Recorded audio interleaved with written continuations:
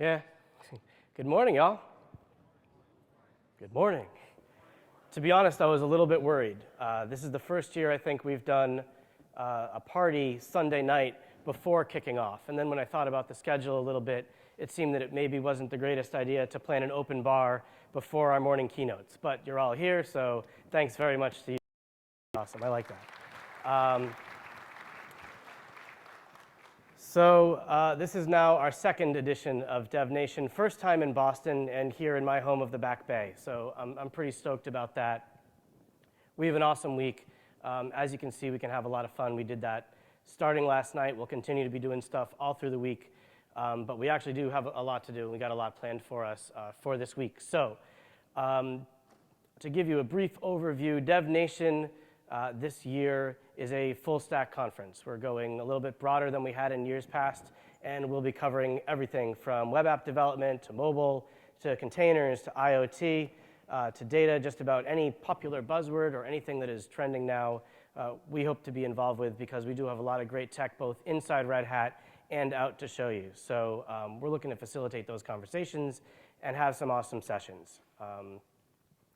While we do have the drinking events and the programming and stuff, it is kind of centrally important to me in particular that aside from all the fluff and fun that we do, we've focused on session selection and giving you just about the most quality program. So I'm ultra proud of all the speakers that are here.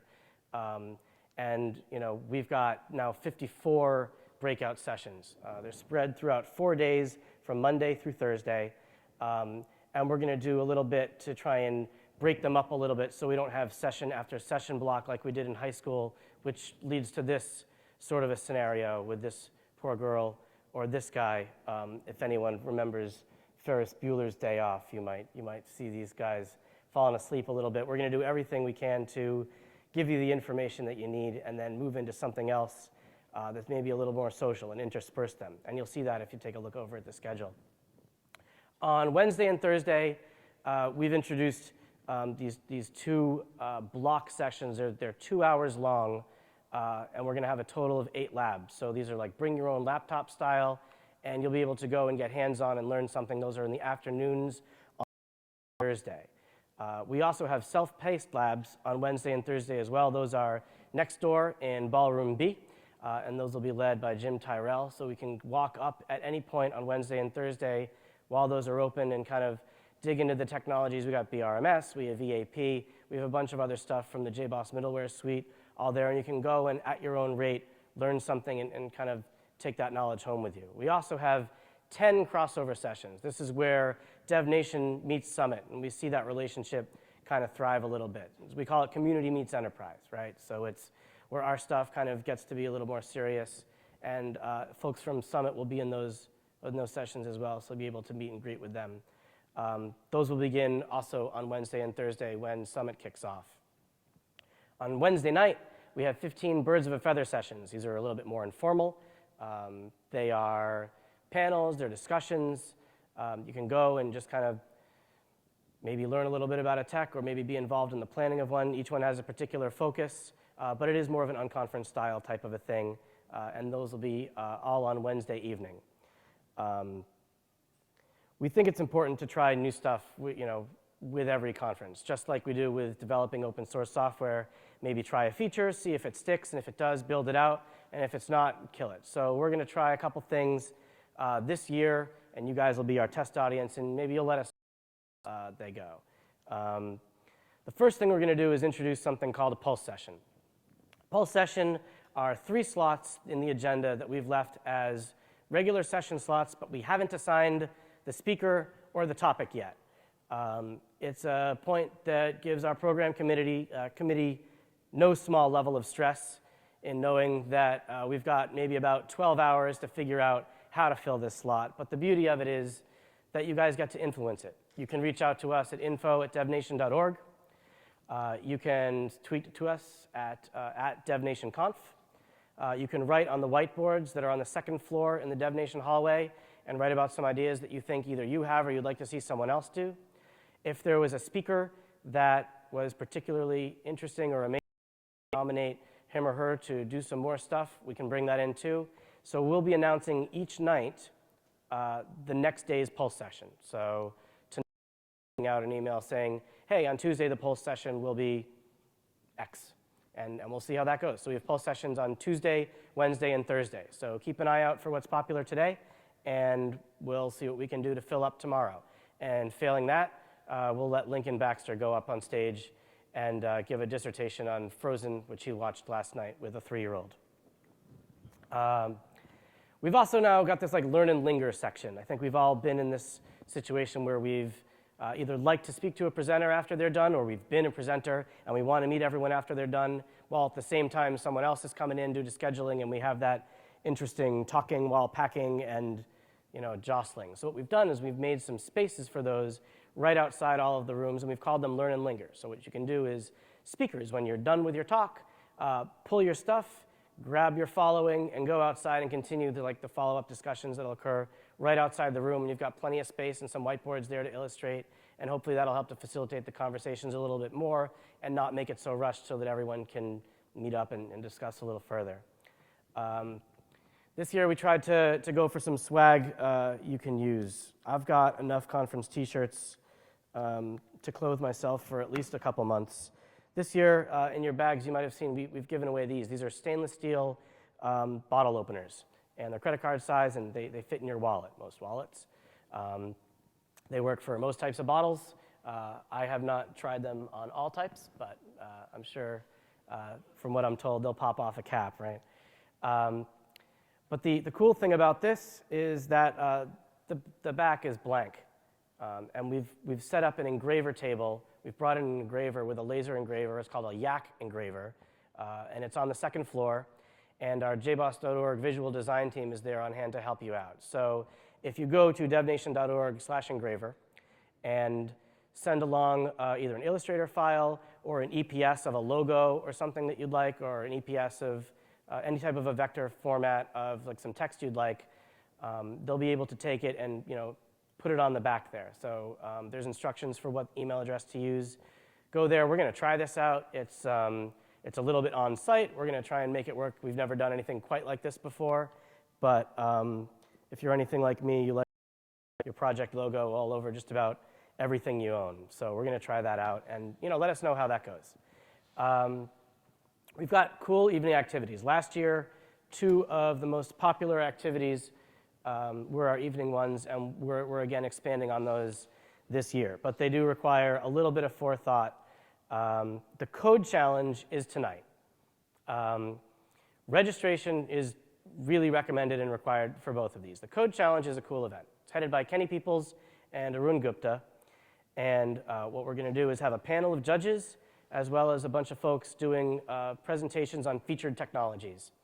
And with these featured technologies, you can get together with your friends and form teams and use your creativity, use your hacking skills, use your ingenuity, and build something based on these featured techs.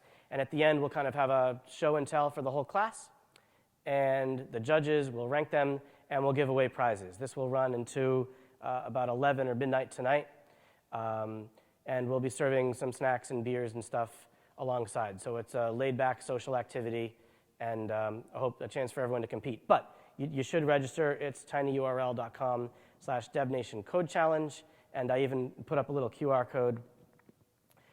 I felt like I should put up a QR code. I don't know if I've ever seen or used anyone actually use QR codes. We just see them out there like in practice. I don't know if anyone actually uses them, but it'd be really wonderful if you could all pre-register for this, because I'd hate to see someone locked out just because they didn't think to register ahead of time. Along the same lines, on Wednesday, we have our IoT Hack Night. This is super cool. This is going to be using technologies that you'll see later, both in Matt Hicks's keynote this afternoon, as well as in the middleware keynote on Tuesday. We have a whole bunch of devices. We got all sorts of sensors and cool things to plug into them. This is a guided tour. We're going to give you a Raspberry Pi. You will be able to take that home. And during the Hack Night, we'll be walking you through how to set it up with the various sensors and hook it into our middleware. And that's led by Burr Sutter and Scott Stark. So again, another one of our most popular events. And because we're giving away a Raspberry Pi, please register ahead of time so that you can secure your spot. I've given you another QR code too. If you want to take a second, you can take a shot at this and go register. Also, all this information is available on the devnation.org website. Under the agenda, if you find the code challenge and the hack night, the registration information is there. I urge you to do it as soon as possible. We are doing an author event. As we have in past years, this year we're putting it on the second floor, again, our DevNation floor in wide open view. It starts Tuesday, it runs Tuesday, Wednesday, and Thursday. We'll be giving away free books, doing book signings. You can meet the authors.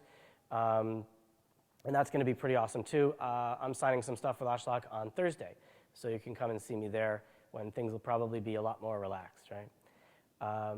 Meals on Monday and Tuesday are outside where you just had breakfast. On Wednesday and Thursday, we join the rest of the summit crew, and we do that in the partner pavilion. So while it's just us, and then we join the whole crew. The middleware keynote is on Tuesday, tomorrow night at 4 o'clock. We'll be shutting down DevNation activities at that point to encourage everyone to go in. This is the best and greatest from the JBoss division and from Red Hat and middleware, and we've actually expanded it this year to include OpenShift and Cloud and Red Hat Mobile. We're going to be doing a discussion with Craig Mozilla, the Senior Vice President, on what's emerging in these hot technologies, how it's relevant to enterprise. And again, Burr Sutter will be doing our demos this year, and we've hooked up everything all together. His demos never fail to disappoint. And the beautiful part of the demos this year is that we were able to convince them to let everyone here be a part of it. It's the DevNation attendees that'll be fueling the data that drives the demo. Many of you have already picked up your beacons during registration. We still have a bunch left outside. Make sure you pick up your beacons right outside the room here. I believe we have about 100 left. And that'll be fueling the data. They're tracking your movements throughout the building. And we'll be showing how that works out during the demo tomorrow. If you're worried about us tracking your movements and maybe not wanting to know too much about you, I wouldn't worry about it. I think the NSA already has that information anyway, so once it's out, it's out. And just in case you were worried that you weren't being tracked and accounted for enough, we also have, for instance, at the back of this room, some sensors from Eurotech, our partner. We're doing people counters. So even if you don't have a beacon, for many areas in which you enter, we're doing people counters to know how many people are into and out of a room. And we also have all sorts of other data sensors. You'll see a monitor with that in the DevNation hallway and another one downstairs, showing how all the data is being piped into the middleware through the sensors and how we're hooking everything together. So we've got, as you can see, kind of a comprehensive agenda where one thing relates to another, and you can hack with it at the hack night and get into the nitty-gritty and see it sprinkled around the demo and then throughout the halls. So this is kind of the focus of what we're working on this year, and we're really quite proud of it. Which brings us to our keynotes. You are now in the first, so you've made it. Congratulations. Later on this afternoon, Matt Hicks will be talking to us about the future of development with Kubernetes and Docker. Obviously, over the past several years, we've seen a shift from virtualization technologies into container technologies and more like lightweight ways of isolating your programming. So I'm, in particular, very excited to see what's next here in integrating these techs and with Kubernetes as well. Tomorrow morning, I'm excited for all of the keynotes. I'll preface this with that, right? Felix M. is visiting us from Geneva. He works over at CERN. He's a technical engineer there. And what they do is they use a lot of our open source techs to power the beam at CERN. And the beam, if you're not familiar, is a proton beam. This is the beam that powers many of their experiments, including the famous Large Hadron Collider, which will take a proton beam, accelerate protons to about the speed of light at about 0 degrees Kelvin, and smash them together to see what happens. So far, we haven't black holed ourselves, but I was lucky enough to go on site and check it out, and it is absolutely awesome. The thing about it is, you might think that it's ultra dangerous to smash things together at that speed and make some sort of an explosion. It's actually all the things maybe you don't think about that are the more difficult. The amount of power that's required to run this is about the same to fuel the entire canton of Geneva. And because it's so much power, you need to keep it cool so that nothing cracks, because if it cracks, then it'll get hotter all this. So they have all these sensors around that show what's going on, the health of the system, and they've got to keep a really close eye on that. And it's open source software that's powering a lot of this. So Felix will be giving us this tour, basically how they provision all the energy and the sensor equipment that powers the Large Hadron Collider, and we're lucky to have him here with us. He'll be speaking tomorrow morning at 9. Tomorrow afternoon at 1:30, Brianna Wu will be here. For those not familiar, she is the founder of Giant Space Cat, a game development company located here in Boston, has been the subject of doxing and attacks over the past, I want to say, 18 months in response to an issue called Gamergate. And she's got, because of that, a lot of perspective about what we can do to stop hurting and start helping women in tech. It's no secret that we have a very clear gender disparity here with the number of male to female engineers and people that are in tech-related fields. And there are a lot of issues that presents, even if we're not being overtly exclusive or overtly sexist. So I'm thinking that this is going to be something we can all benefit from to figure out what we can do to help to even the scales a little bit and make sure that everyone is always working in an inclusive, open environment. Because after all, this is open source, and you never know where a great idea is going to come from. But for now, Venkat's in town and visiting us, and I'm ultra excited to have him to do the joy of functional programming. So without much further ado, please come and welcome, and it's great to have you here. Thanks very much, Venkat. Thank you. Thanks, buddy. I'll just shut this down for you, okay? Very good. I'll take there we go. Excellent, thank you.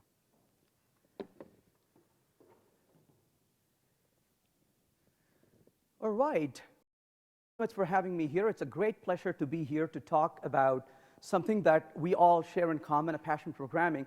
Just a quick show of hands, how many of you program regularly? Well, okay, I'm in the right place. Well, you know one thing about programmers, right? We are never alone. When you're a programmer, you're not a programmer, your entire family is programmers. I was talking to my wife over dinner one day. I was using several words to explain something, and she suddenly said, "Are you talking about fault-tolerant computing?" I was like completely amazed. I said, "Wow, how did you know to say those things?" And she said, "What do you think you talk about when you come home every single day?"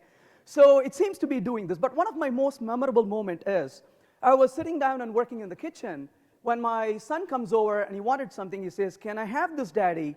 And I didn't want to really spend time answering him, so all I said was 302.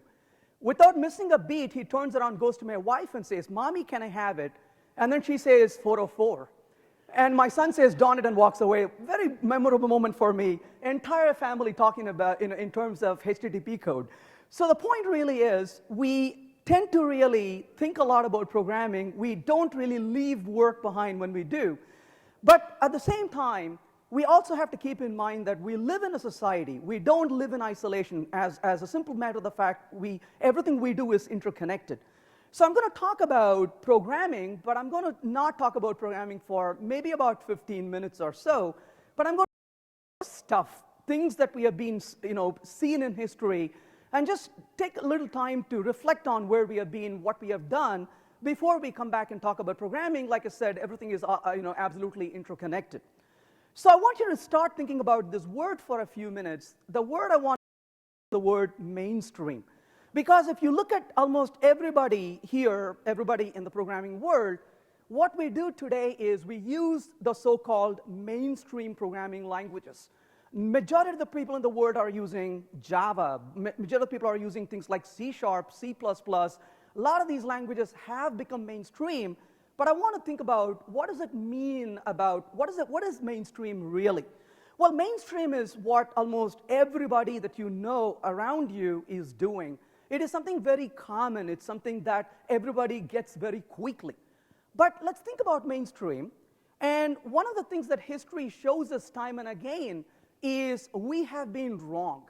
And we've been not only just wrong occasionally, we've been wrong so many times. And we've been wrong in so many levels throughout history. That's what we do over and over and over. So if you really think about this, if I were to take a ball and And what's going to happen to the ball? Of course, the conventional wisdom is it's going to bounce off and go down and up and down and eventually run away.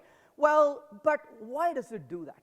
Now, if you ask, why does a ball fall down and doesn't, fly away? Well, of course, we take that for granted. We all know why. But do we really? Well, it turns out we didn't. And back in time, Aristotle actually thought about this. And he said, well, stuff fall down because they are heavy. And that's what he thought. In fact, the word gravitas actually means heavy. So we are actually using the word gravity for saying, well, it's falling because it's heavy. Well, sure, that was not the case, but that's what we thought in the beginning. Then, of course, came along Bhaskara, and he said, well, there's something else going on here. There is a bit of a force that's acting on it. Well, still, we quite couldn't figure out what's happening. Then, of course, came along other people like Copernicus and Galileo and so on. And, of course, Kepler. And, in fact, the history is very interesting to read. Robert Hooke and Newton were really arch rivals fighting constantly with each other. And, of course, we say, oh, the Apple story. But it turns out, really, Newton was not the person who really thought about gravity to begin with, but his real contribution was, after all, to think about the inverse square law of physics and to say that there actually is a force of attraction between, and of course, deriving an equation from it. Well, the point really is, that's really hard stuff, and we didn't really get it. We took several centuries for us to really learn, and we take time to learn stuff, and that's perfectly okay. We don't have to learn stuff right away, and so in computer science, we are still learning about 60, 70, 80 years later, and that's perfectly okay. We need to take the time to learn. But if you really think about this again in history, we can ask the question, what's the center of the celestial bodies? Well, it turns out the ancient Roman Catholic Church believed that Earth was at the center. Of course, this was a very well notion back in time, but there was one problem. The travelers really had such a great amount of difficulty. They said, okay, this is what you guys tell us, but out in the field, that doesn't seem to work. And as they were navigating through the world, they would lose directions and they would wonder, why did this not work? And so they were quietly examining this to find out there is something very fundamentally wrong in the way we are thinking about and calculating. Well, of course, eventually, Copernicus came back and said, oh, we should really think about this in this concentric circles. Of course, Kepler said that's really not the case. We should really look at elliptical circles. But then what happened? Well, it turns out sun being the center is not really a mainstream. And that was not the conventional belief back in time. In fact, it could be dangerous to deviate from that convention. As poor Galileo found out, he had to meet his death in jail because he thought different from the mainstream. So the world doesn't really like people who think different from mainstream often, and we have learned that from history as well. One other place, I can't think of anything more important than human health, for example. Well, it turns out that if you were in the mid of 1800s, let's say 1825, 1850, and if a friend comes to you and says, I got a question, should I go to the hospital and have a child, or should I just have a child at home? You probably would recommend to have the child at home because the death rate after surgery was more than 3 times higher in hospitals than at home. Now, you may wonder, why was it this way? Well, it turns out a lot of people did not understand what was going on. Best of the doctors were considered to be really good if they had a lot of blood on their coat. And so the more blood you had in your coat means you are a better doctor. Well, these people didn't have a clue about what it actually happens when you transmit germs because they didn't know about germs. One of the first people who really thought about germs was this gentleman here, and Semmelweis said, hey, you guys are killing the patients, maybe because you are killing germs. Well, unfortunately, there was no way to prove about germs, and he really met a really unfortunate end when he was only 47 years old. Well, what really went wrong? Well, it turns out washing hands was not mainstream back then. It still isn't. When I go through airports, I find it out. So the point really is that we don't wash our hands, and guess what happens when you don't sterilize? Well, by sterilizing, able to bring down the mortality rate. Of course, this took several decades. There were people like Pasteur and, of course, Lister who really started promoting these ideas, and it took century before we made those changes, eventually to catch up to some of those principles. In fact, it's even shocking to go even further. These are words from the Declaration of Independence. It tells us that truth be felt evident, that all men are created equal. Well, that was from the Declaration of Independence, but how come if all men are equal, we would still have slaves around? Well, that took a very long time. Of course, Jefferson and Washington worked really hard to get the freedom for the country, and the lesson is we cannot win two wars at the same time. It really took Abraham Lincoln almost a century later to come back and fix that. Really fixed, not really. It's still incremental. We got the legality in law, but that's very different from equality. Well, it turns out sitting next to a colored person was not mainstream back then either. Well, shocking, isn't it? Well, that took one more century later. Rosa Parks had to come by and clean that mess for us, and it took a very long time. Well, if you really look back again in history, this is pretty shocking. Women did not have the right to vote, and of course, they had to fight their way to get the voting rights, because letting women have the rights as men do was not mainstream either. So when you look at the word mainstream, if you look at what was the practice, these are the years when voting rights was given to women, and it's pretty shocking how much time it takes for change to get through. Again, almost a century before a change were to take place and happen. Well, so when I learned about these things, looking back in history, all I could tell myself was, what the heck is wrong with these people? And that is what surprises me. We get into this mainstream, it's easy to say, well, that's what everybody is doing, that's what we should do. And so it's important to keep the word mainstream in the context. Just because it's mainstream, it doesn't mean it's the right thing to do. So one thing I will talk about mainstream is that I found out that mainstream, and we have been doing mainstream for, maybe about 30, 40 years, maybe a little bit more.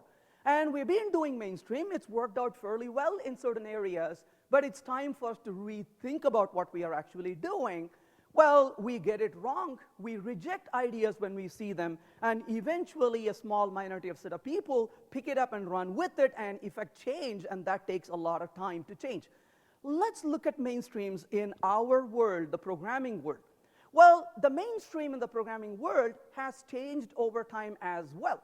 Back in time, it was procedural programming, and most people did procedural programming, and that was the mainstream once upon a time. Until several people, notably folks like Edgar Dijkstra, came along and said, well, that doesn't make any sense. You shouldn't be programming with go-tos like this, writing spaghetti code all over. That really makes it extremely hard to develop code. And so we started seeing a change in the way we do things, and all of a sudden, structural programming became the mainstream. Well, that worked for a while. We've been doing structural programming until we realized that these data structures end up lacking encapsulation. It really becomes very hard to scale the system with structural programming. And of course, we had Mike and Dahl and Nygaard come along and say, maybe we should rethink about the way we develop software systems. These were two Norwegians who created the idea behind object-oriented programming, and that was their contribution. Let's think about this. Don't worry about being wrong. I'm wrong most of the time myself. But do you remember the year when object-oriented programming became the mainstream? Like everybody started doing it, nobody ever questioned. Remember the year? 1990, give or take. What year do you think Nygaard and Dahl created object-oriented programming? That's correct, 1967. Now think about that for a minute. 1967 to 1990. That was 23 years. If OOP was a human, it had a terrible neglected childhood. Until it was 23, everybody said, hello, handsome, do you want to hang out? Wow, what a time, isn't it? Well, here's the next question. What year do you think the concepts, the underpinnings, the mathematics of functional programming was created? Any guess? It's hard to guess. 1929. How about that? 1929. Okay, here's another question. What year do you think functional programming became mainstream? Okay, that was a trick question, not yet. So that's a good 80 years later, we are just about getting excited. So when somebody comes to me and says, in programming world, everything fast, I ask them, what are you smoking? It's taking a very long time for us to adapt to things. Well, that's what happens. To change mainstream, it takes a long time. Well, then we got object-oriented programming, and then came along, of course, the term object-oriented was actually given by Alan Kay, but eventually we realized O becomes O because we can't really deal with a lot of issues, including concurrency. Shared mutability just kills us. Well, Alan Kay was noted as saying, I invented the term object-oriented, and I can tell you I did not have C++ in mind. Well, if you look at most languages like Java and C#, what do? They pretty much do mostly what C++ did. Well, we have carried along that. Well, there's for a good reason, because it's easy to continue to do things along the way we have been doing before. That's very comfortable for us. So we do get ideas, but sometimes ideas kind of mess up. Again, from the real world, we can learn a few things. This was one of the things out there I saw on Twitter. Well, a school system wanted to promote, certain things to children, so they came up with this pencil. And the pencil said, too cool to do drugs. Seems like a great idea.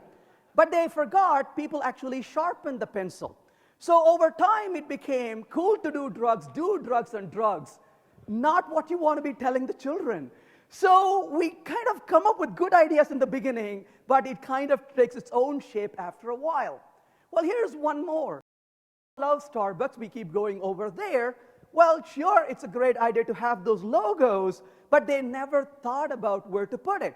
As it turns out, when the door gets closed, it doesn't really help a whole lot for that message. Or other ideas we come up with. This was a story about CocaCola wanted to promote their brand in the Middle East, and so they were trying to figure out how can we really improve the sale of the product. So they came up with a brilliant idea. They said, here's a dude who is just about to die in the heat. He drinks Coke and he starts jogging. What a great message. Well, unfortunately, their sales dropped and nobody even wanted to touch Coke. Why? Because they forgot these people read from right to left. So, becomes a big problem, isn't it? Well, this is again what over time is we try things, but we never can predict where it's going to take us. That is something we have to go through as time goes on. So what do we do every single day when we come to work? Well, I'll tell you what most people do, including myself. We write code. And what's the next thing you do after writing code? We fix bugs. And then what do? We write more code. And what does that lead to? Fixing more bugs. And then what do? Write more code again. This is called hope, isn't it? We are tireless and we come back and write more code only to fix even more bugs, and then we keep continuing this. What is that called? Well, that particular process, I know it as mainstream. Because most people do this over and over. We live in debuggers. That's what we do.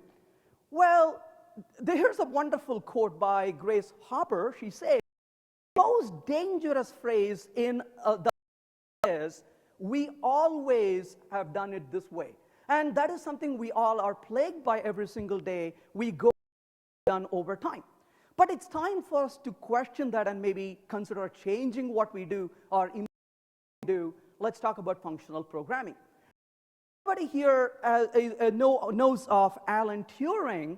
Well, this gentleman is Alonzo Church, who was the professor for Alan Turing.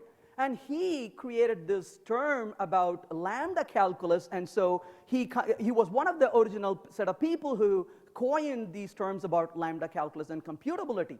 Back in time, they did not even know if a program could actually be run. This was about the birth of the computing field, and they had issues like halting problem. How do you know that a program is going to actually halt and terminate? And Alan Turing worked on some of those things with Alonzo Church, and this was a very exciting time, and that's the kind of the birth of functional programming concepts that it started evolving towards.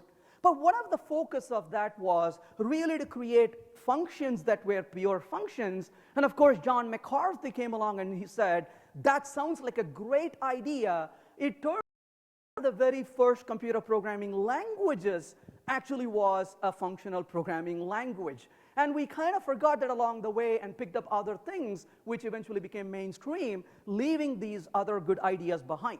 But what are really pure functions? The idea behind pure functions is we really want to, first of all, eliminate or reduce mutability. Now let's think about why we should really consider eliminating or reducing mutability. Well, one of the reasons is, as Java programmers, we have done mutability every single day. So if you go to a Java programmer and say, what do you think of mutability? Most likely they're going to say, yeah, it's not really that bad. Well, mutability is okay, let's say. What about sharing? Well, sharing is a good thing. Remember what mom told us, right? Well, sharing is a good thing. Mutability is all right. But shared mutability is devil's work. And the minute we bring shared mutability, all kinds of problems begin to come in. Well, pure functions tell us that a function does not have any side effect. So what does it mean a function doesn't have any side effect? Well, the point is when a function is running, it doesn't mutate any external state, doesn't mutate any variables, nor does it really depend on any variable that actually is changing while the function is running. Now you may wonder, why should we care about creating pure functions? Why should we avoid side effects? There are a huge number of benefits to avoiding side effects. There are so many greater good that can come out of it. One of them is, when a function is pure, as long as the input is exactly the same, the output is going to be exactly the same as well. So in other words, if a function is pure, it doesn't matter how many times you send a particular input, you know exactly what the output is, which means testing such a function becomes a lot more easy than testing a function which is impure. So from the testability point of view to begin with, a good design requires fewer tests, and functional programming has a fewer number of moving parts, and as a result, it's a lot easier to test these functions than functions that have side effect. But that's just one benefit we see. There are other benefits that it immediately leads to. One of them is reasoning. It is much easier to reason, to express, to understand a piece of code that is pure compared to a code that is impure. So testability is better, reasoning is better. Well, not only that, when a function is pure, it is much easier for us to simply work with. It's got a fewer moving parts. As a result, it has fewer errors, fewer bugs in it. Who doesn't want to create systems with fewer errors and fewer bugs? Functional programming leads towards that as well. But that to the next benefit, which is referential transparency. Referential transparency is where a particular compiler can optimize the code by replacing an expression with the value of that expression.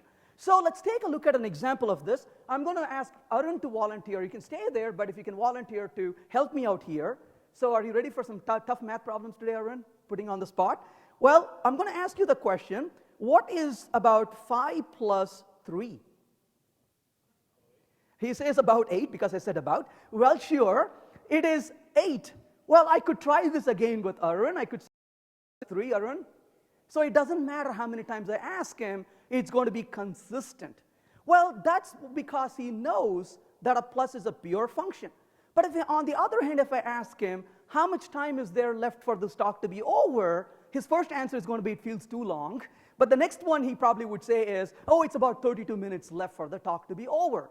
Well, if I check with him about 2 minutes later, he's no longer going to say 32 minutes, he's going to say 30 minutes. Now, why is he suddenly inconsistent? Well, that's because he's depending on the time which is changing, and as a result, it's going to be a lot more harder to test a function like that, because every time you call exactly with the same input, the results keeps changing. So when we have these kinds of impurity, it becomes really hard. But there is another benefit that you get right off the bat. So here's the last question for you, Arun. What is 123 plus, let's say, 14? 137, you said? Well, so he's able to compute that and let us know. Let's try this one more time. What is 123 plus 14? Do you see a difference? What was the difference? He was wicked fast the next time. How is it that he was fast the next time compared to the first time? He cached it. Does everybody here understand the word cache? Yes, you do. That's why you never use it. In computer science, you never use words everybody will understand. So they call it memorization. What the heck is that? Yay, that's awesome. You can impress your friends with that. Well, caching. So caching can be used. They call it memorization. Referential transparency makes memorization possible. There was something that Arun did. Maybe he didn't think about this explicitly, but he was so smart, as humans are, he arrived at the conclusion very quickly. Implicitly, he said to himself, oh, this function is pure. I don't have to do the math one more time. So he cached it because he knows it is pure function. And guess what? As smart as Arun is, I respect that, but if he can do it, he will agree that a compiler can do it as well, right? And so the point is, a compiler, if the compiler knows that a function is pure, guess what it can do? It doesn't have to re-evaluate a function. It can use the result of the previous call as long as the input is exactly the same. So referential transparency leads to memorization, the capability of memorization. Full functional programming languages give you memorization almost implicitly without you having to write a single line of code, which means your code can become more efficient.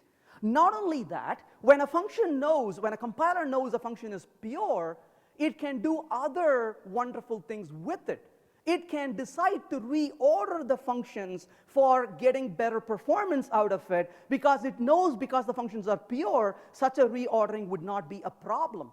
Well, if that is the case, what do we get right off the bat? We get better optimizations from the compiler because the compiler can give us these kinds of benefits. No function is pure. If a function is impure, the compiler is going to say, this code is stinky, it's very smelly, I'm not going to touch it. So optimization is very poor when your code is impure. But pure functions lead to better optimization as well, and that leads to greater good for us immediately. So, in other words, purity of functions lead to referential transparency. Referential transparency leads to memorization and optimization, which leads to better performance overall, so there is benefit to doing that. But not only are the benefits hidden behind us, we can actually see them quite effectively. The power of expression is just amazing.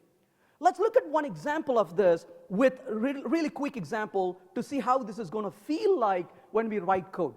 Let's say I'm going to write a little code here. I'm going to simply say find Nemo, and I'm going to pass some names to it. Just entertain the thought, how does it feel to write code in this style of programming? Well, I'm going to pass a bunch of names. Let's go ahead and say find Nemo, and this is not going to return anything for us. Let's say this is going to simply take a list of string names, let's say. And what am I going to do with these names? I want to find if the names contains Nemo. So what do? Boolean found equals false. That's our first step. Now, this called in programming, we call those kinds of variables as flags. What are flags? Flags are the lowest life form in programming. Anybody here loves flags? No. In fact, you hate them so much, you call them temp, right? They don't deserve good names mostly, right? That's what we do with them. And then what do? We say for example, we can start a loop here, and then we could say string over here that I want to start with, and then we could say name. Where does that come from? From names, obviously. And then we could painstakingly say if name dot equals, and then we could say our good friend Nemo, then we would say found equals true, and then of course break away from that. When we are done, we could say if found, we could output, well, found Nemo, for example, and if not, we could simply print the grim message, Nemo not found. Well, that's quite a bit of effort to write this code, but nevertheless, let's go ahead and take a look at this one here to see how that looks. List of names, I want to call that particular method and see what it tells us. Yeah, it says found Nemo, that's great. We could also try to call find Nemo this time. Of course, I'm going to say arrays.asList. Oh, let's say Tom and Jerry here, which doesn't, of course, have Nemo, and it says Nemo not found. But look at this code for a minute. We all have written code like this in the past. That's a sign of what's called an imperative style of programming. Of course, we call that mainstream. So that's a code we all have written over and over and over. That is imperative style of programming. most people in our industry program in imperative style. I grew up programming imperative style. That readily tells you I had a terrible childhood. So we all have done this, right? We have written imperative style of code all along. But the question is, why is it so bad? Because we do two things in that code. We tell what to do, but we also tell how to do it. So we have to keep telling these details over and over. It's a very low-level primitive style of programming. There's a name for it. It's called primitive obsession. And we do this every single day. And what happens when you do this for about 10 hours a day? It drags you down. And how does it feel to do this forever? Well, it really feels that sad, isn't it? Right? And we are like, isn't that what we should do every single day coming to work? That it just drains you out. But we don't have to go through that kind of effort. We can certainly do a lot better. Let's see how we can write that code a little differently. Well, instead we can simply say if, and we can say readily names.contains, and we could simply say the name. We could then simply output found Nemo right here, and then of course we could say else, and we could write this as Nemo not found. Well, what happened to all that extra code that we had to write? Well, we didn't have to. What is the difference in the style over here? That's the difference between what's called an imperative style to what's called the declarative style of programming. So declarative style of programming gets your work done really quickly. This is not functional, this is declarative. And I want to draw the distinction between the two in just a few minutes. So anytime you sit down to code, ask yourselves, can I be declarative rather than being imperative? Because declarative is a lot more expressive and makes our life a lot easier to program, so we can go to declarative style of programming as much as we can. But given that, the difference here in declarative is we tell what we want, we don't spend our time telling how to actually do it. The way to do it, the how, is taken care by an underlying library, so we don't have to expend our effort telling how to do it. So there are some benefits of this. You end up writing a lot less code. Now, what is the benefit of writing a lot less code? Well, hands down, the code you don't write has the fewest bugs in it. So absolutely, why not write less code? The second thing about experience, this is what I've learned about experience. When you are a young graduate from school and you are taking on a programming job, you are so eager to go write a lot of code. And experience teaches you to avoid writing code. So to me, going from experience is when you that, so you avoid writing all that code that shouldn't be written in the first place. So you're trying to minimize the amount of code you're going to actually end up writing. But let's go a little further with this. I want to take a list of numbers for a minute, and I want to double each of the numbers in the collection. That is the first step I want to perform here. In this case, I want to just add these numbers, double these numbers. Well, let's talk about the imperative style, how we would do this. We would first say integer, and then we'll say doubled equals new array list. And then once we create this empty array list, that's the first sign of trouble. We're creating an empty array list. Then we say for int, a number that's coming from the numbers collection. And then what do? We say doubled dot add, and then we take the number and double it and put it back into the list. And then finally we say doubled, and we are going to display the result of these elements. So that is again an imperative style of code. Anybody here who has written code like this before? Almost everybody here, some reluctantly raising the hand. I know how you feel about it. But the more important question is, when you write code like this, how do you feel? Dirty, right? Real dirty. When you go home, the kids come running towards you, you say, don't touch me, I gotta go shower first, right? That's how it feels. It's even worse for people who work from home. Anybody here who works from home? This is dangerous stuff to keep open. If the kid runs in, you got 10 seconds to close it. Otherwise, the kid looks at this and say, that's what you do for a living, right? And absolutely, they don't want to take after a profession after that. Who wants to be writing code like that anyway, right? That's a very low-level code. It feels dirty writing this. About what's going on in this code. First, you have to tell what to do, but you have to tell how to do. But that's even more worse. Closely look at what we did in this code. Line 7, we created a variable. Line 9, we mutate the variable over and over and over. If I turn up the volume of the computer and run this code, you would literally hear the variable double say ouch, ouch on that line of code because you're constantly mutating it. So that is an example of a code which is imperative. You tell what to do and how to do, but you do quite a bit of mutation along the way. Well, we can certainly do better than that. Let's try this again. In this case, I'm going to say output. Well, I want to double the values after all, so we'll say numbers.stream. Think of a stream for now as a fancy iterator. And I want to perform a map operation where I say, given an element, go ahead and double the element for me, and then collect it back to a list and store it away in a destination list that I want to store the stuff in. So now what we can do here, of course, is I'm going to say this is stream.collectors.toList that I want to use here, the method that I'm interested in calling, and I'm going to bring in a static import for that. Well, that shows us a functional style of code than the imperative style we saw a few minutes ago. If you look at the code in the bottom, notice what we did. We have a collection. We transform the collection to a double of the values and put into a list. End of story. It becomes a lot more expressive to write the code. But not only that, notice the code in the bottom. We didn't tell how to do. We focused on what to do. But notice there was no mutability. No variable was tortured in the making of the result in the bottom. It's a very humane code compared to the code in the top, as you can see. That's another difference you see right here.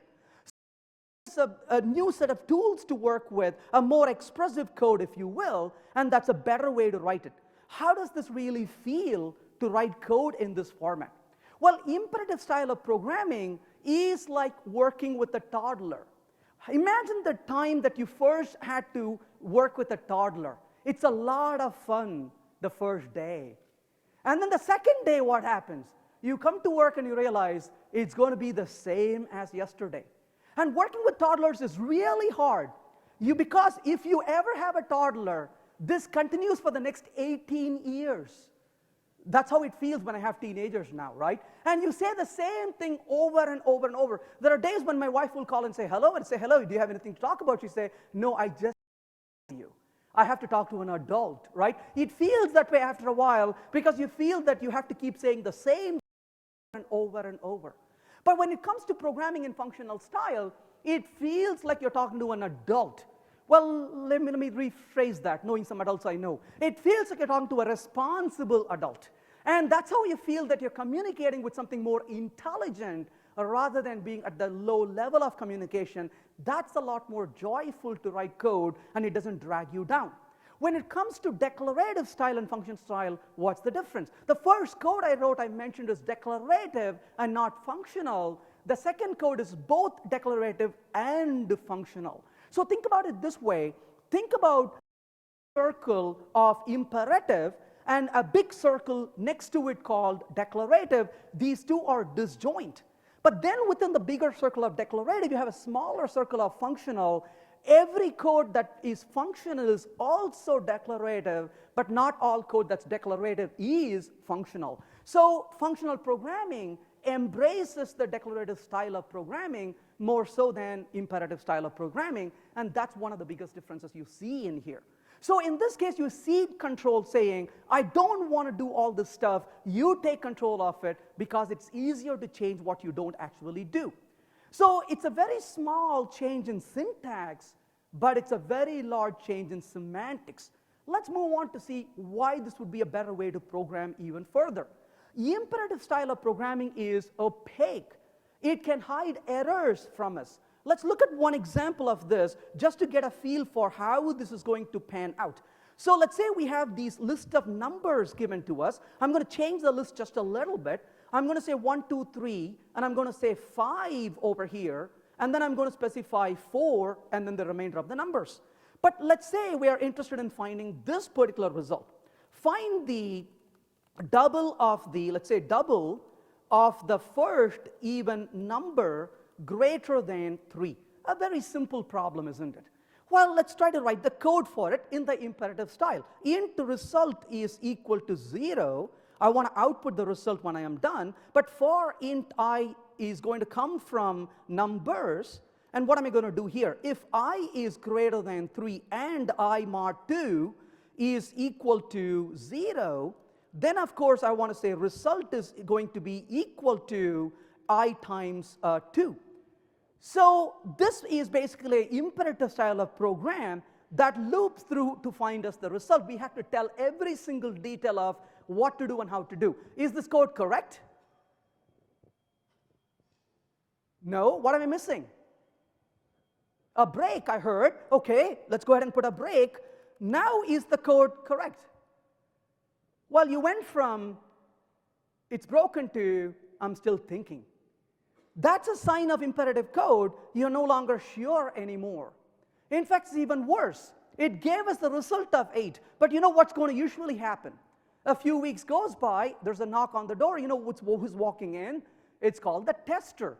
I love talking to my testers usually, because they walk in, they say, hey, Venkat, your code sucks. And I often tell them, don't tell me the obvious.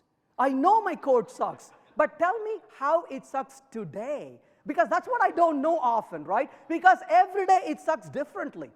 And in this case, of course, this code is broken, and I don't know why the code is broken yet, but we'll come back to that a little later. Let's try to proceed further.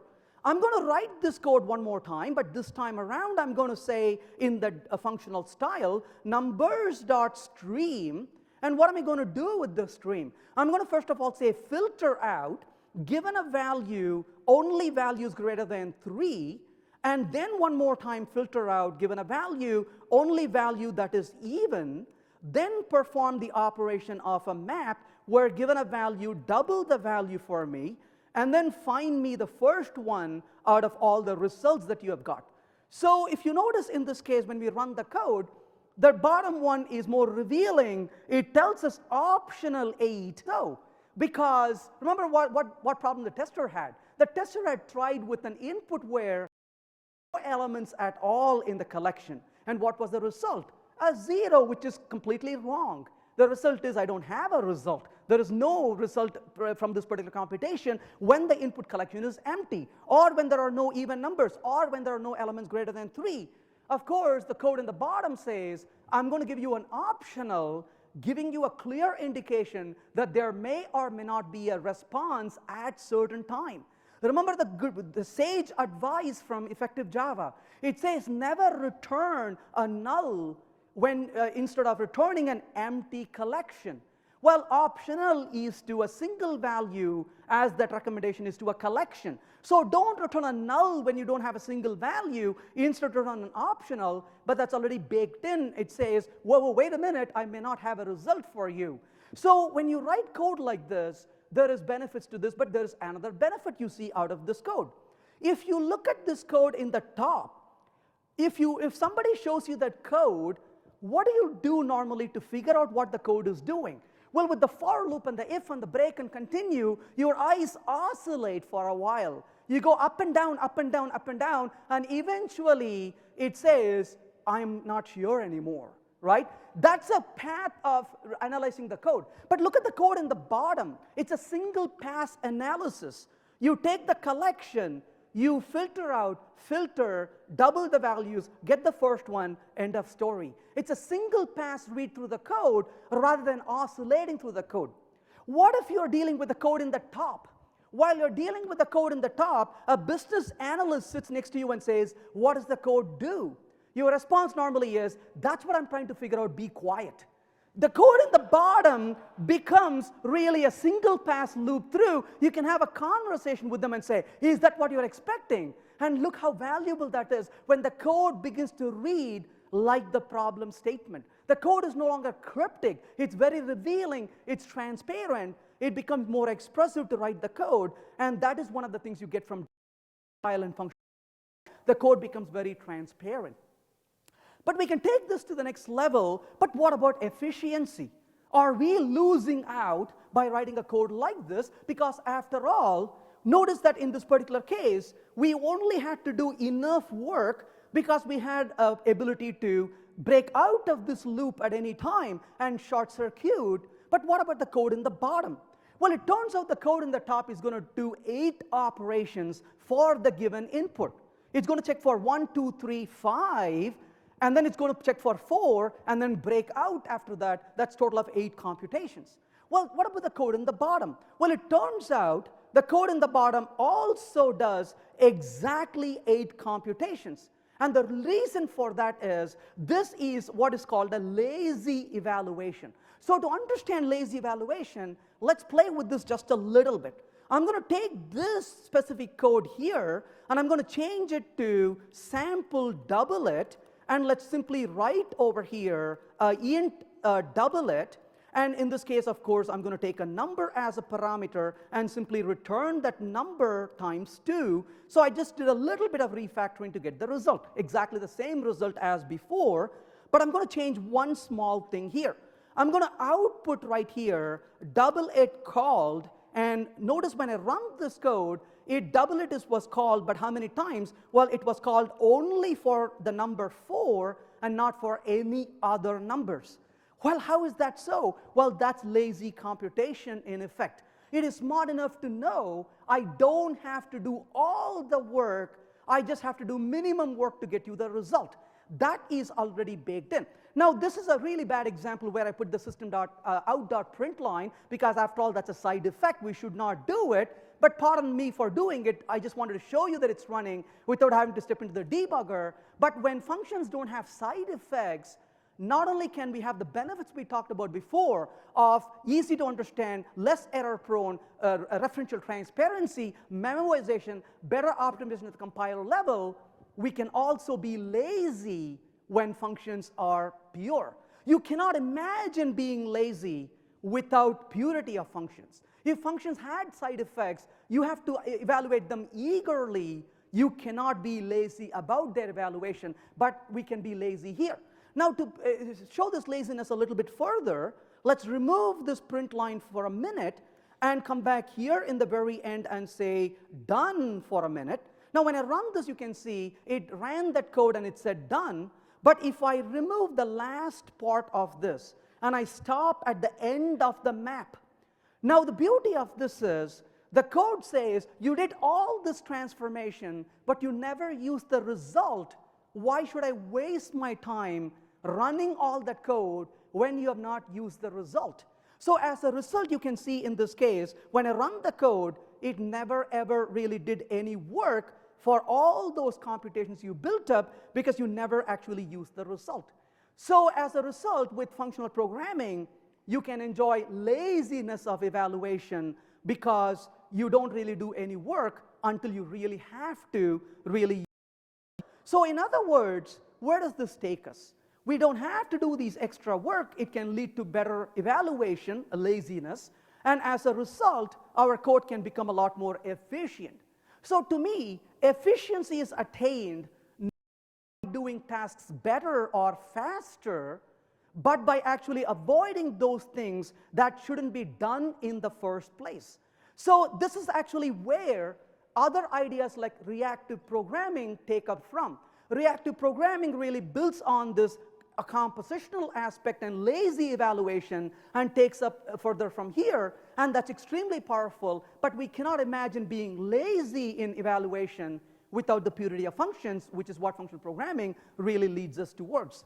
So the word lazy in functional programming, you pronounce it a little differently. You say it's efficient, right? And that's what it really gives you, is the efficiency of computations. But functional programming makes lazy evaluation and composition really easy. But how does that help us? We are trying to break away from the mainstream, and we are trying to adopt a different style of programming, but we saw a number of benefits that this provides for us. But let's look at one more benefit of this. It takes a lot of effort because we're going to do something different from what we have done before, one that is not mainstream. But Lincoln said, a towering genius disdain a beaten path. It seeks regions hitherto unexplored. And, well, thankfully, it's not entirely unexplored. It's been around only for 80 years, but it's new for us in the mainstream world, in the enterprise as we know to program it. But imperative code is very familiar, but declarative code is a lot simpler. Michael Feathers once tweeted, he said, in object-oriented programming, we try to encapsulate the moving parts. In functional programming, we eliminate the moving parts. What a great way to think about it. Encapsulate the moving parts, you still are left with the moving parts to deal with. If you eliminate the moving parts, you have a better state that you can work with, better system you can work with, fewer things move and break, and that's a better way to develop software, is to have these fewer moving parts. So let's take a look at one final example of this, just to see how that feels to write code. I want to find the total of the square root of the first n prime numbers starting with a given number. Let's entertain this thought for a minute. How do we normally write code for this? So I'm going to say output compute, let's say starting with 40, and I want 100 values out of it. Let's try to write the code in the imperative style first, and then we will see how we can change it to more of a functional style. So in here, I'm going to say double compute int start comma int, let's say a number, and this is going to be the imperative style to compute this result. I want the total of the square root starting with that number. Well, let's see what we can do. First of all, int index equal to start. What a great way to start that. Then what do we normally do? Int count equal to 0. Shouldn't we do that? Absolutely. Then what do we do? Well, I want a result. So result equal to 0.0, which is going to be a double. So notice what we spent our effort on, setting up stuff before we could even do any work. Then comes the fun part. While count is less than number. And that's when you pause and ask yourselves, is it less than, or is it less than or equal to? Do you ever do that? Every single time. And the time you don't do it is when you have the off by one error. And nobody here likes off by one errors, right? And so we have to do that. Then what do? Then we say, well, if e is prime of the number, well, of course, now I need a function to find the e is prime. Thankfully, I'm not putting that code right there. So I would say Boolean e is prime, and let's say number. And I'm going to be tired of writing this imperative. I'm going to write this in functional style right here. So return number is greater than 1 and I'm going to say int dot range from 2 to number, and I'm going to simply say dot none match given an index number mod I is equal to 0. So I'm expressing that in a more of a functional style right off the bat, rather than having to write the entire code manually with the low-level code. So that gives us, if a number is prime, what do I do then? Well, if the number is prime, then what do I do? Well, of course, and math square root, of course, of the number again. Oh, this better be index and not number, isn't it? Be careful. And then what should I do? Well, now that I've gotten the value, well, I wanted a double of the math dot square root, pardon me. If it is, then I'm going to say result is plus equal to math dot square root dot index. Then comes the wonderful thing. I'm going to say count plus plus and then index plus plus. And then you stop to think about it. If you put this one here, that will be a lot of fun. If this one here, that's even more fun. And if you don't put it at all, that's nirvana, right? We can sit there and debug for the rest of the day. So look at the complexity that comes into this code. All of that has to be in the right place for you to do. And then when you write it, what do? You're there and scared and like, does this work? Is this actually correct? And then when you're done with this, of course, you want to return the result. Return from this the result. So assuming all that worked correctly.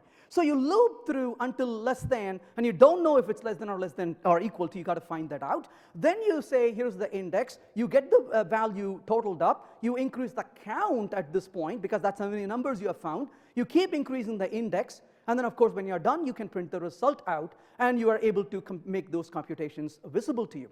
Well, that's great. You can so come back to this particular code and run through it. Let's fix this one here. If mod 2 equal to 0, there we go. So that gives us some kind of a result. I'm hoping that's correct. We'll have to do testing for it. But can we do this in a slightly better way? Well, let's try again. So rather than going through all that effort, let's cut that out for a second. Look at how much code we have to write for that. Instead, I'm going to be very expressive. I'm going to say return. Well, what am I going to start with? First of all, stream.iterate, starting from the starting number, given an element, give me element plus 1. Just look at that for a minute. That is an infinite stream. What's an infinite stream? An infinite stream absolutely has no bounds. It can keep on going. For every value you provide, it provides the next value. You look at that and say, oh my gosh, if it's infinite, where in the world do you store it? On the cloud, of course, right? So the point is, this is absolutely infinite in size. We don't have to worry about the limits of this. It starts with the start and keeps on going, right? And so the beauty of this is, it is done only on demand. In other words, an infinite collection is a lazy collection. You cannot be infinite without laziness. You cannot be lazy without referential transparency. You cannot have referential transparency without purity of functions. Notice how all these things lead to a greater good. It's a very nice chain of things you can do because you start with attacking the fundamental problem of mutability. You get rid of that little menace. There's so much benefit that gives you from there. Now that I have an infinite series, what am I going to do next? Well, I'm going to say, now that I have this collection, I'm going to filter, sample, I'm going to only need prime numbers from it.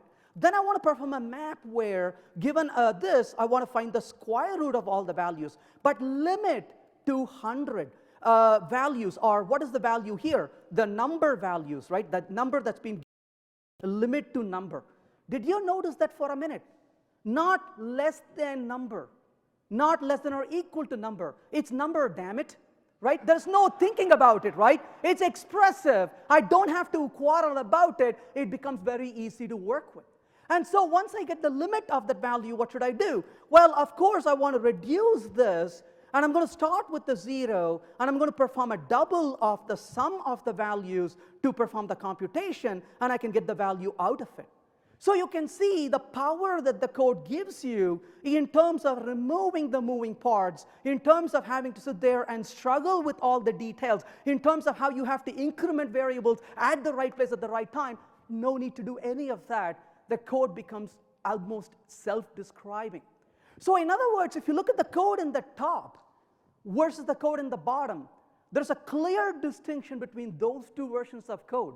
And when you look at this code, if you're trying to explain the code in the top to somebody, or even worse, it's a code that somebody wrote and you're trying to understand what the code is doing, compared to the code in the bottom that you're trying to understand what the code in the bottom is trying to do, how does it feel like between those two pieces of code?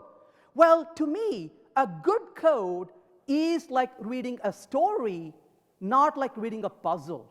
The code in the top is like a You're trying to decipher what could potentially go wrong. The code in the bottom is like a story. Now, what happens if you create a puzzle? If you create a puzzle and give it to one of your colleague takes about 2-3 hours to find what the puzzle is, and there's a light bulb. They say, wow, I got it. Do you think your colleague is going to be quiet after that? They go back to create their own puzzle for you to unravel at that point. So we can't really do this while we have production code to release. That becomes extremely important for us to be able to do, and that is something we have to work really hard. So given this, what does it feel like writing code in functional style? It feels like we are getting our stuff done. It is code that is concise. We write less code that is very transparent. The code becomes very expressive. Easy to write, easy to say what we are saying. People get it more easily. It keeps us focused on the problem we are trying to solve rather than dealing with the accidental complexity that keeps coming around us. It begins to read like the problem statement rather than being like a puzzle. It becomes very transparent rather than being opaque. As a result, we have better time dealing with that code. It's easier to test as well due to the purity that I talked about. And furthermore, it's very easy to optimize the code as well, and it makes it easy to make the code concurrent. So all of those benefits we get by making a fundamental shift in the way we begin to express code. And that is really where the joy of this programming. It is extremely powerful, and we can benefit from it very readily. But if you really notice, there's not a whole lot of change in the syntax. But the biggest change in the programming world is in the minds of the programmers. We have to rewire the way we look at programming, because these techniques are available. It's for us to really change towards accommodating those. That's where the challenge is, but that's where the real fun is as well. I hope you can now go back and enjoy programming for much better productivity. Thank you for your time.